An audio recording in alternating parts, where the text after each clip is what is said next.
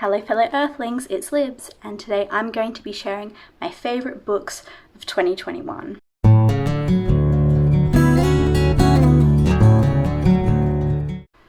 So normally I tend to rank my top 10 books of the year, but this year I'm going to do things a little differently. I'm going to start with this video, and then probably my first video of 2022 is going to be me tier ranking every single book I read this year, just because I've still got a few books to read, but I doubt they're going to be 5-star reads, if you know what I mean.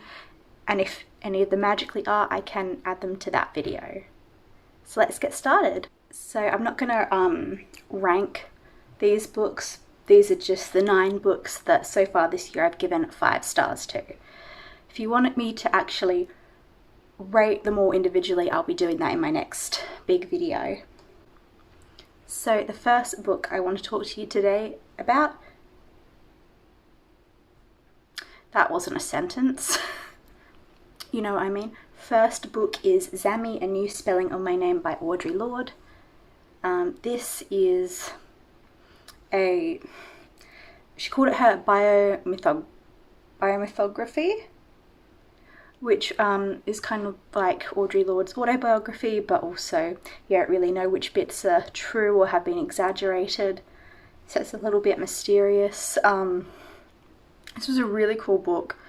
I hadn't actually read of any of Audre Lorde's poetry or essays or anything like that until after reading this book, and it just made me want to read everything she's ever written because she's such a beautiful writer, and it is very much about her, like in her childhood and into like her mid to late 20s.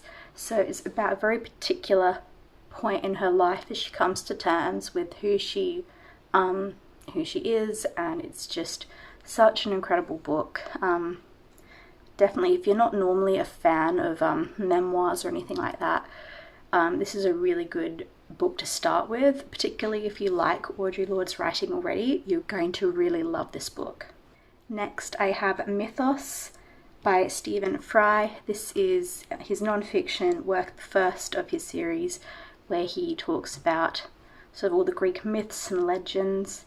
This very much goes into sort of the Greek gods and their stories, and it's very funny. It's very accessible as well. It's kind of designed for like young adults, but anyone can really read this book. I listened to the audiobook and it was fantastic. I loved listening to Stephen Fry tell these stories. The voices he does they're very fun.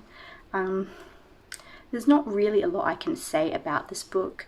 I do think perhaps some of the stories get a little bit repetitive towards the end, but you know, it depends on what kind of Greek myths you want to learn about. There's pretty much everything in here, even if some are very similar to others. It's a fantastic read, and I would highly recommend. Next I have Just Mercy by Brian Stevenson. I read the version for young adults because the one for adults wasn't available at my library. If you've seen the film Just Mercy, then you'll know what this book is about. This is Brian Stevenson's non-fiction about working in the legal justice system and trying to get men off death row who were completely innocent, or looking at other options instead of death row. It explores a lot of different a lot of examples and stories from different clients he worked with. He worked mainly in like rural Alabama, where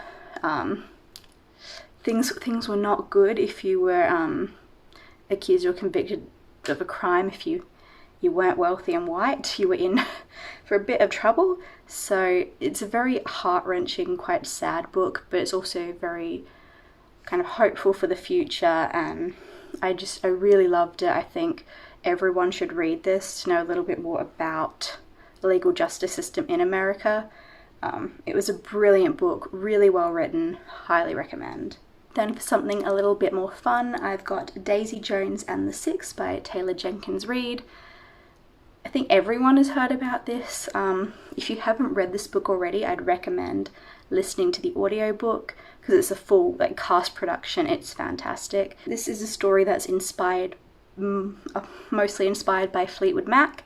It's about this band in the 70s who get really big, and about all their dynamics with each other and what happens when this new singer, Daisy Jones, is brought into the band The Six. It's told through like interviews, so it's really, really cool. It jumps around between people a lot, and it's fascinating to hear different characters' interpretations of events.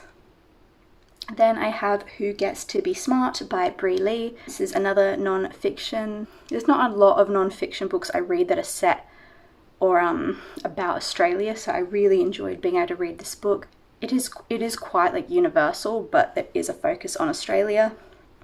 And it goes into the way the education system is set up so that a very select group of people will succeed and have opportunities to keep on studying, and other people aren't given those same advantages. It does a really great job at exploring so many different facets that make up Who Gets to Be Smart. And if you live in Australia, I would highly recommend this book. Even if you...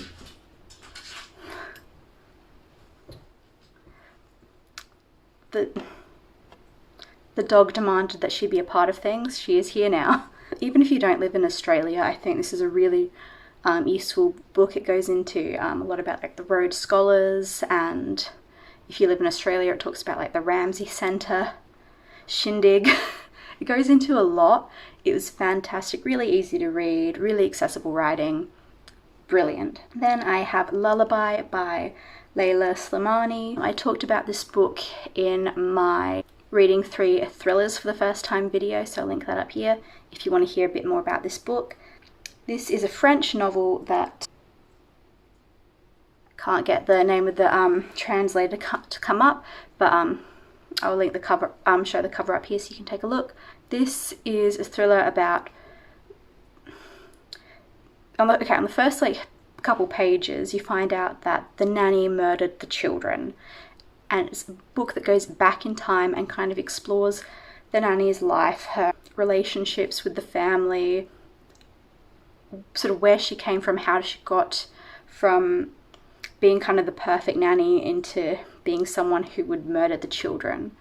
It's a fascinating book. It is quite slow paced, but it's beautifully written, and it's just a wonderful character study, and I really enjoyed it. I've been really getting into French books this year, and if you have any recommendations for more French books that I might like, link them or comment them down below, because I want to read more. I want to read everything that is French. Then I have Cersei by Madeline Miller. This is another one that I don't think you'll be surprised is one of my favourite books of the year. This is the story of the minor goddess and witch Cersei, who gets banished to a deserted island because she does something that the gods don't like.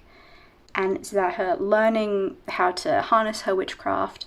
And it's also about all the different characters from Greek mythology who at some point or another end up on her island, and how she interacts with them, how they interact with her, and how she sort of hears about all these different things that are happening in the world that she's not allowed to be a part of.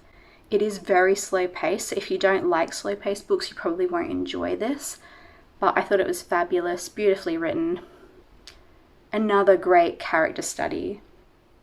Then I have The Revolt by Clara Dupont-Monod, translated into English by Ruth Diver. This is another French book that I read quite recently. It's about the relationship between Richard I, or Richard the Lionheart, and his mother, Eleanor of Aquitaine. It's kind of told mostly through like, some of it's like letters to each other. There's also like parts of the book that are told from Henry II, who was Eleanor's husband.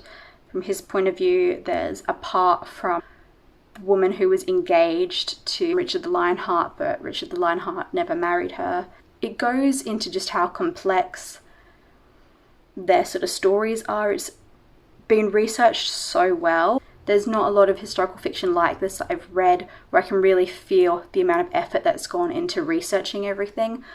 Obviously not everything is 100% accurate, but it is significantly more accurate and goes into things that aren't often talked about in relation to these people. So it's beautiful, wonderfully written again, fantastic cover. I love the cover, and it's just such a great book. Read it. And the last book I have to talk to you about today is The Invisible Life of Addie LaRue by V.E. Schwab. This is a book I never intended to read. I thought it was like ridiculously popular and I wouldn't like it. But my library had it as an audiobook, so I decided to listen to it. And I loved it. It's one of my favourite books I've read this year. I think everyone will know what this book is about, but it's about this 20-something-year-old named Addie LaRue. She makes a deal with possibly the devil, possibly a demon. We don't really know exactly what he is, and it's so that she will never die until she wants to. But the problem is, and she'll like stay the same age, but the problem is that everyone forgets her. So her family, her friends all forget who she is, and if someone leaves the room that she's in, they forget her too. So it's kind of about how she's survived hundreds of years by herself, and it's also about this man that she meets who actually is able to remember her. And it's just, again, beautifully written. It might be a bit overly flowery for some people, but I really enjoyed it. There's a reason this book has been getting so much hype everywhere. It's really great. If you haven't read it, I'd recommend giving the audiobook a shot because it was fantastic.